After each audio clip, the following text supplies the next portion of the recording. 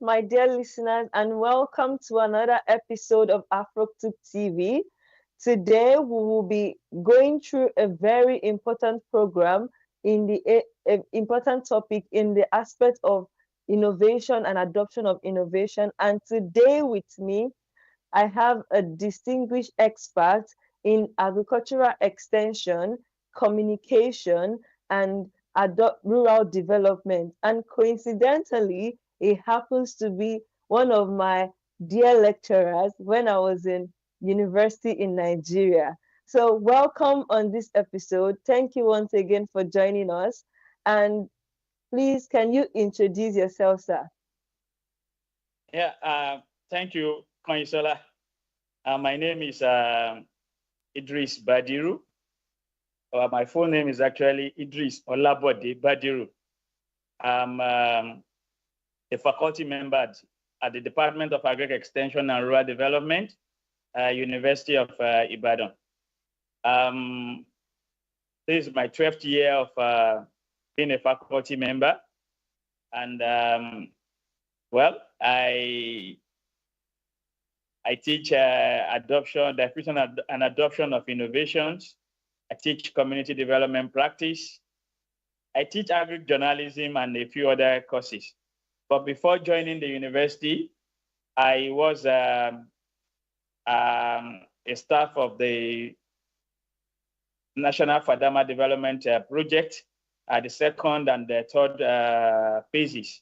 At the second phase, I was a community facilitator. That is like an extension agent on the field working with rural communities and rural institutions. So in the third phase, I worked at the zonal project coordination level. That is consisting of the 6 states in the southwest zonal zone of Nigeria. So I was a project support officer, like more or less like the chief of staff to the zonal project coordinator. So that was it. At some point, I felt I should join the university and use the knowledge that I gain on the field to impact the younger ones that are coming. So this is who I am. Though currently, I consult on a part-time basis for PROSSIVA project of the International Institute of Tropical Agriculture, known as IITA. So I'm the extension specialist. So that is what I do basically now. Thank you so much, sir. Thank you for joining us again, like I said. And as you all can hear, he is a very experienced professor and is very experienced in agricultural extension, in rural development, adoption of innovation.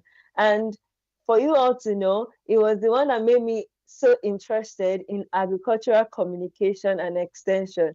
He is a very knowledgeable man in this aspect. So let's dive right into our topic for today, the critical role of rural extension in adoption of innovation. So when we say rural institution, please, sir, can you share more light on what rural institutions means? Well, thank you so much, Konyisola. When we talk about rural institutions, don't let me go theoretical. Let's talk practical.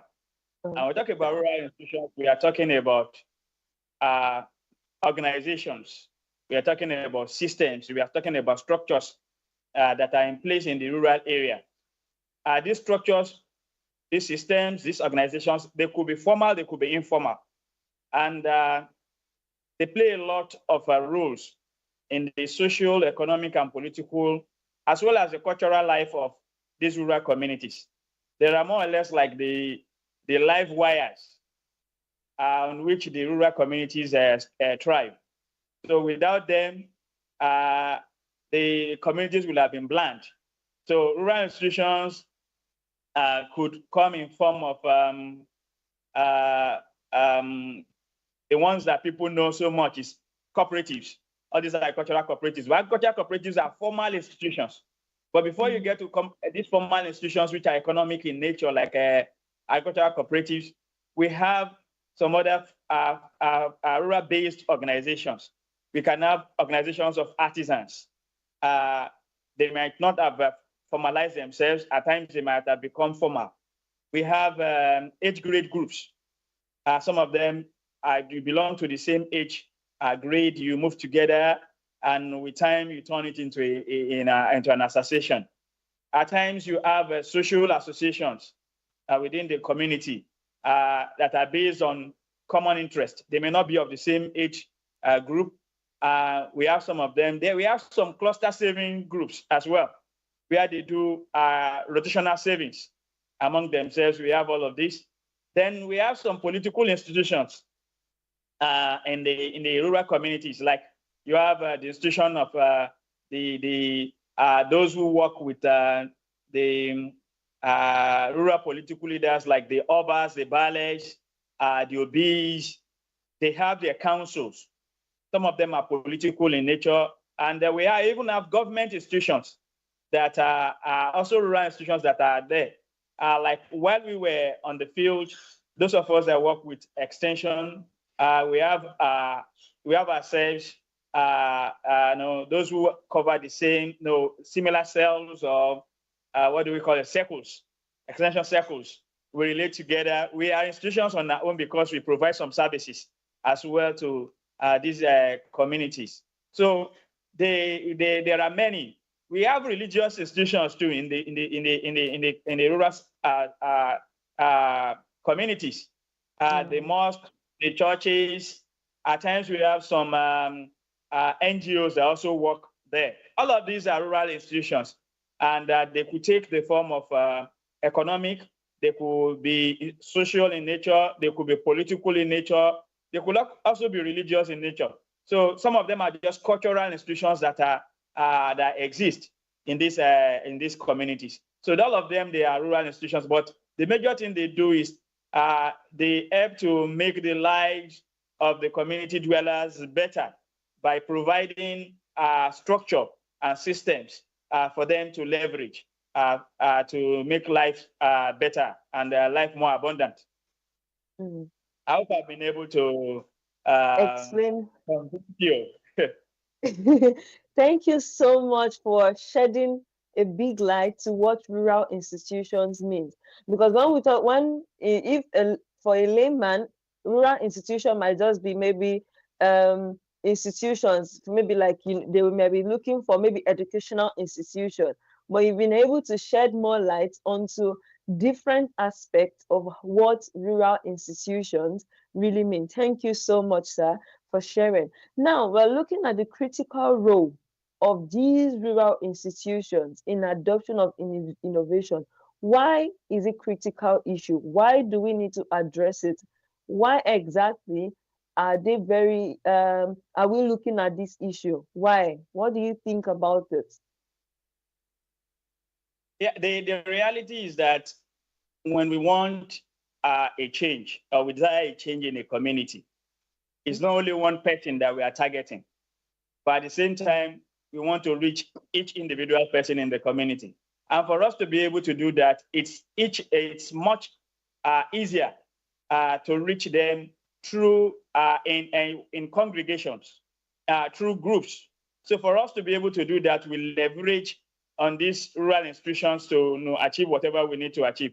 You can imagine if in a community we have like 1,000 people and you want to be reaching them one after the other, going into their houses and to their homes to talk to them one after the other. You imagine the amount of time that will be spent in doing this.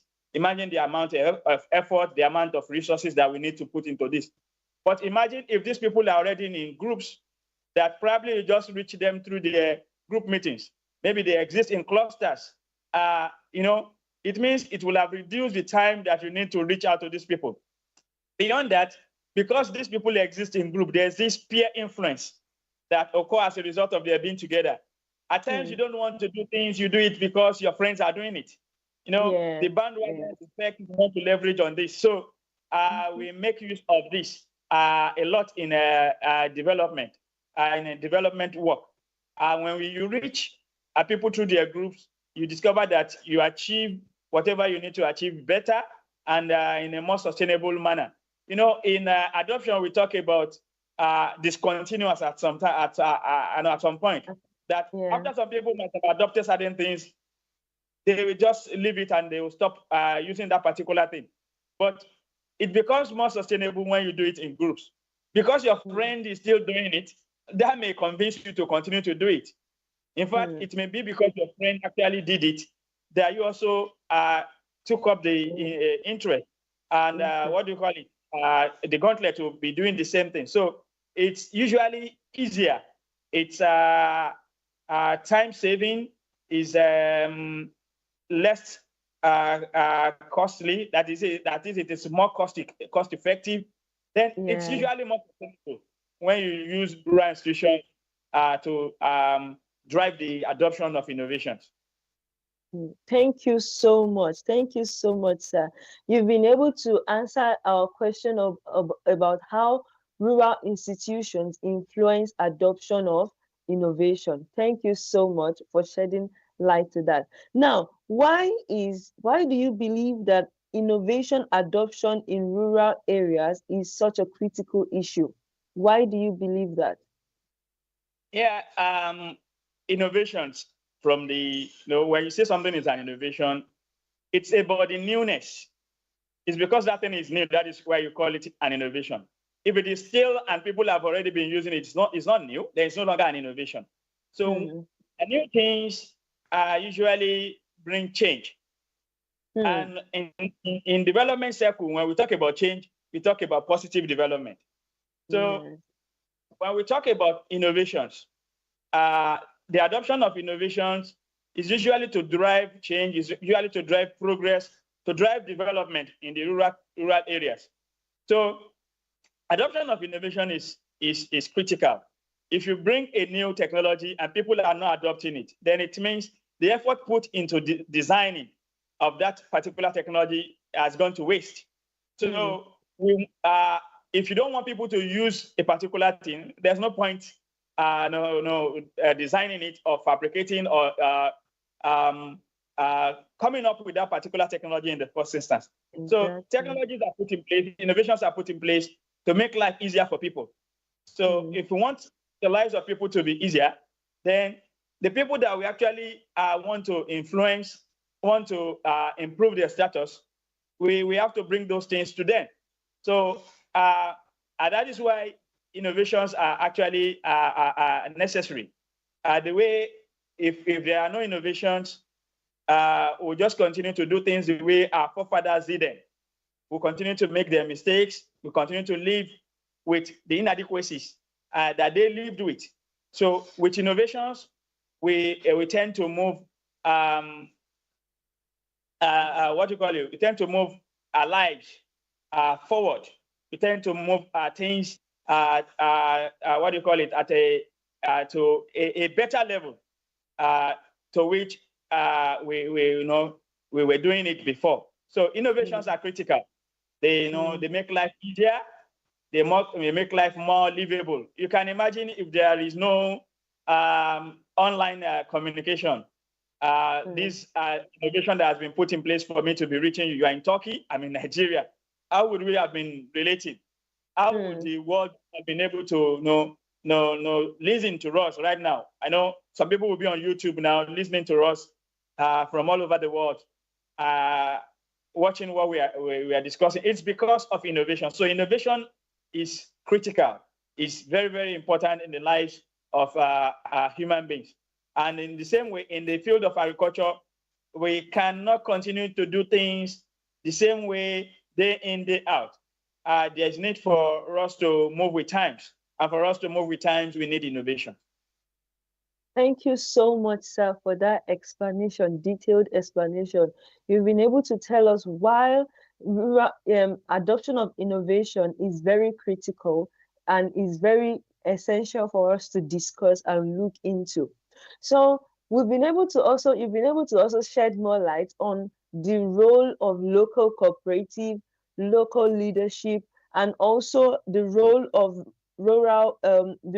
of farmer association in adoption of innovation. Now, how important is social trust? Is social capital? How important is it? For example, trust at community level, how important is it in adoption of innovation? Social capital is critical. It's a critical nature of social capital that we want to leverage. That is why we usually leverage on this structure that we are talking about as rural institutions. Before you bring in anything, any innovation into a community, you need the people to accept your being. It's not only the message that the rural people take, they also relate with the messenger. So the messenger must be credible. The messenger must be trustworthy. And for them to now be interested in the message that is being brought. So we leverage the rural institutions that are in place because these people that they've existed, they've been together for a long time. They've been relating. They know who to entrust their money with. They know who to entrust with position of leadership. So all of these actually matter. So since this has already been built, this has already been in existence, it's usually easy for whoever is coming from an external person that is bringing in an innovation or a new way of doing things to leverage on this social capital that exists among the people to be able to achieve whatever needs to be achieved. I used to cite this example in my classes. At the onset of the project that I worked with, that Padama 2, we wanted to enter a particular community. And we went through a particular opinion leader that was introduced to us, a lady. And after a while, the lady called me and told me that we will not be able to achieve our aim in the community because our husband, who is also an opinion leader, had worked with a particular group of change makers who came into the community, and at the end of the day, they were not able to achieve their end. In fact, there was issue of fraud. The people contributed money. They snapped their pictures. They filled a lot of forms. And at the end of the day, these people went away with their money. And because that scandal existed in their family, that the people who actually link that that scandal that existed with this new project that I was bringing, the new program that I was bringing to the community, that instead of going through, I should go through somebody else. I hope you understand what I'm trying to say. So eventually, I had to go through another person. She recommended, in fact, that's one of the things that one needs to understand when you get to the rural community. There are certain set of people who do not hold any particular power. You look at them as people who do not really matter, but within the community, the powers that you are not seeing, they are seeing in those people. They have the authority, they have the influence. So she introduced me to somebody that was even physically challenged. The man had, what do you call it? Sight impairment. Visually impaired. Visually impaired. The man was visually impaired, but used to be a political office holder, as he was a councillor so many years ago. And a lot of people respected him so much. So she directed me to the man. And when I went through the man, we achieved our aim. In no time, he was able to organize a community for me. I was able to reach them. I was able to bring the gospel of the Fadama project that I brought to them. I was able to bring it to them. And by the time I explained to them, they latched onto it. And we recorded resounding success in that particular community. Now imagine if she had not hinted me about it and I still persisted, or probably the type that was a narcissist that loved clinging onto power. Attention. There will have been a problem for the project just because of that. But she directed me to the right person who I used to influence the community to achieve what I wanted to achieve. So it's important. And it's because over time, she understood the issue of social capital, issue of trust, that that trust was missing in her case and her family because of what went wrong as a result of the project that came ahead of us. So she now directed me to somebody else that the community trusted and were able to achieve her aim. So social capital actually matters. It matters a lot because it has been built over a long period of time. And people really latch onto that to achieve whatever they need to achieve. Thank you so much, sir. Thank you for giving us an amazing insight that even though trust is needed in every other day, in our daily living, in relationship, it is also very important in adoption of innovation. Thank you so much, sir. So our next question is now practical. We are going practical based now, in the sense that, can you walk us through the process of how a new technology is typically introduced and adopted in a rural setting? Can you walk us through the process? Yeah, thank you so much. To us in extension, when we talk about technology, it may be tangible, it may be an intangible technology. In the case of a tangible technology, maybe you are talking about maybe a device, a machine, a package, or something like that. At times it could be intangible, it could come in terms of ideas, new ideas of doing things, new idea of looking at issues. So, but whatever it is, we have some steps in extension that we usually follow. The first of it is through the process of community entry, or community, some call it community entrance. And for us to do that, it's one thing we call legitimization, which is key. And that is, you go through the power structure that exists in that particular community. You make sure that they accept you. So it could be through the what do you call it? The rural political head. It could be through the government institution that exists there. It could be through some of these groups that we're talking about. It could be through some of these opinion leaders. You walk to them, you first brief them about what you have in stock for the community.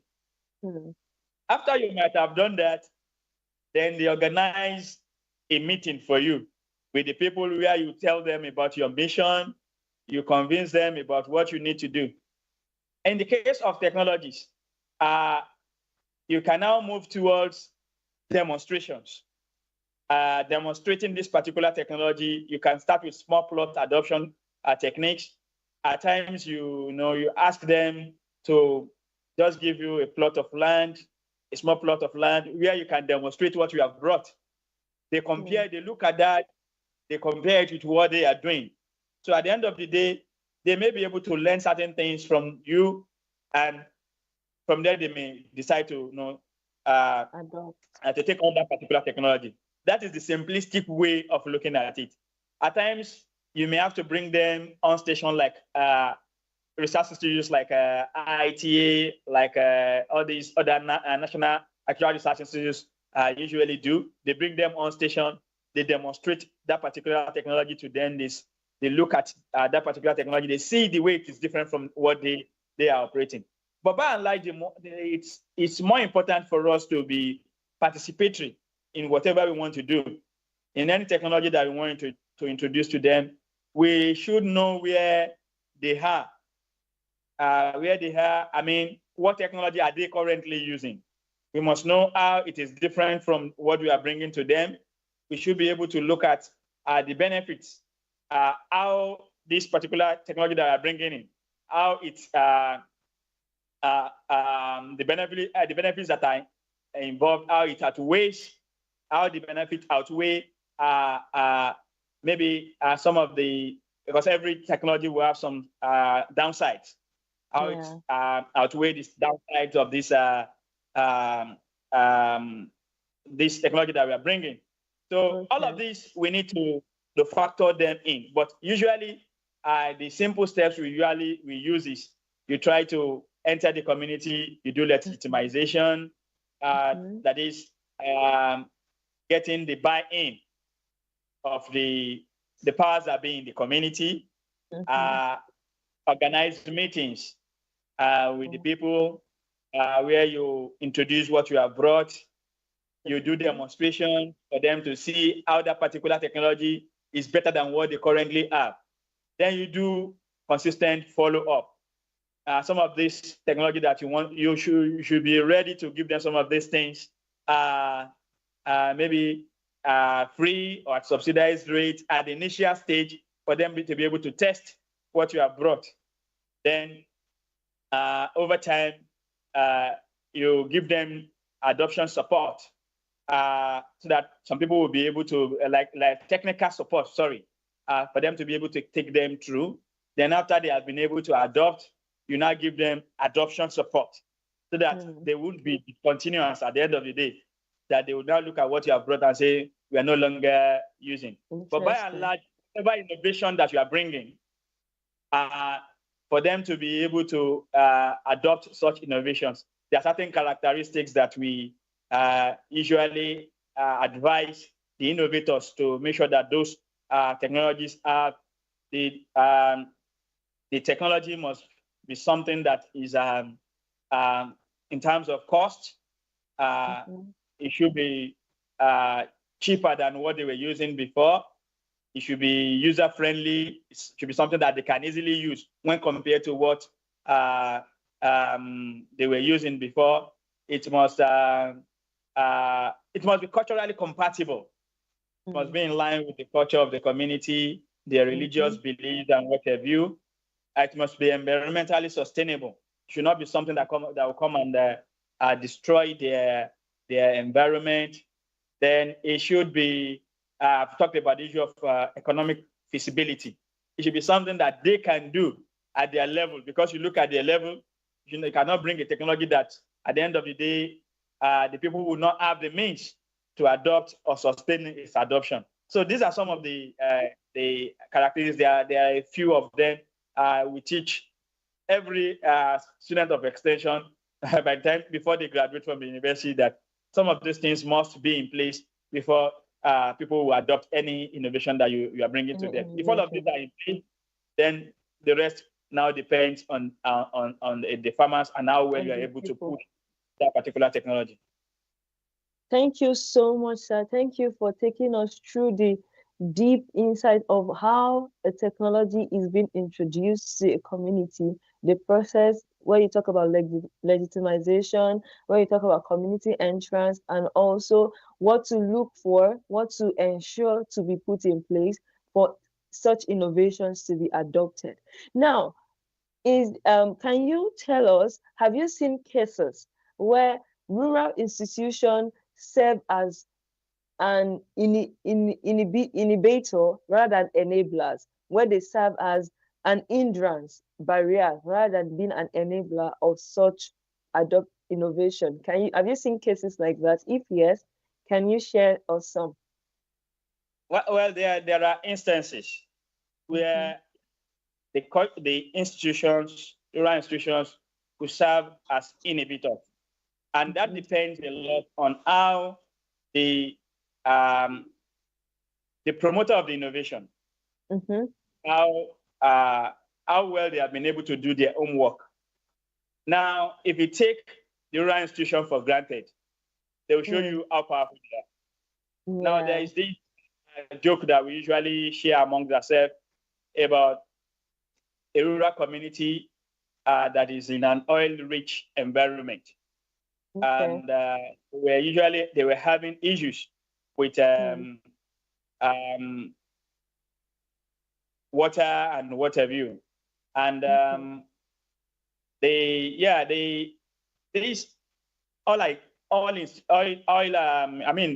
oil extracting company, one as part of their community, they call it corporate social responsibility. They wanted to intervene by providing a bowl for the community. But they did not go through the right process. They just came around. They felt that these people were wasting a lot of time before, because where they usually get water is far from the community, that they were wasting a lot of time. They felt that if they put the borehole in place, that less time will be spent by the people to fetching water, so that they will have more time to commit some other things. But because they did not go through the rural institutions, Right process. they only called them when they wanted to. The people saw them while they were sinking the ball. They didn't complain. They were just looking at them. They say, they look at them like, you are government people, come and do whatever you want to do. And at the end of the day, they did that. They wanted to do the commissioning. They invited them. The people came. They came. They were there. But after the whole commissioning, the elders in the community instructed the people not to use the ball. Wow. And they refused to use it. Wow.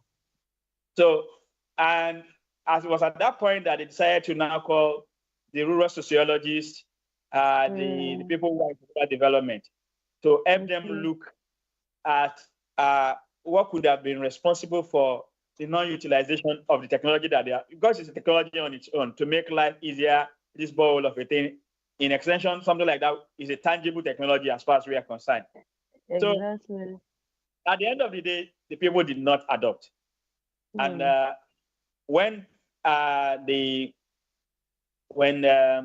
probe was conducted by the rural sociologists, they discovered that there were certain cultural issues that were involved that needed to be taken care of before that particular ball could be used. And at the end of the day, reaching out to the people, they were able to, in fact, they had to spend more.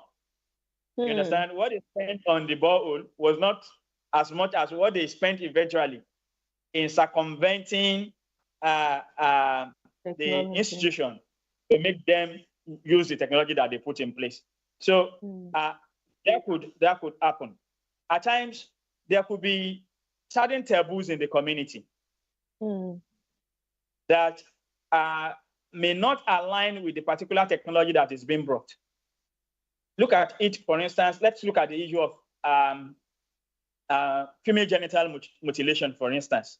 At a night that is being, there are lots of uproar around it that people should not be engaging in it. But people are still doing it because it is cultural based. And for you to be able to stop that, you need to leverage on the rural institutions. You need to first convince the custodians of the culture of the community. You need to first get their buy-in. If you don't get their buy-in, it will not be successful. There was a time they were promoting what do you call it? Oral polio vaccines in some communities in northern part of Nigeria. It faced a lot of challenges at some point until they started using the rural institutions. When the Sultan, who is the head of all the Muslims in Nigeria, came on air and started promoting that, started getting involved in the vaccination, people started accepting it because the rural institution has now been taken into consideration. But if you feel that they do not matter, they could act as inhibitors to the adoption of technologies. Thank you so much, sir. Thank you very much for giving us such insight on how rural institution can be a barrier rather than an enabler. And also, you've been able to talk about some of the challenges, the topmost challenges that can be faced in adoption of innovation, in innovation adoption, which is some of them can be resistance from the people, and also not considering the local leaders, not considering the people, and also maybe the adoption itself is not cost effective.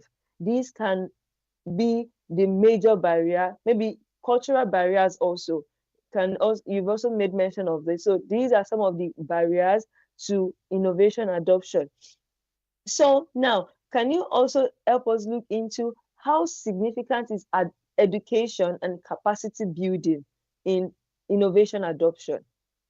How significant is it? It's highly significant, very, very important.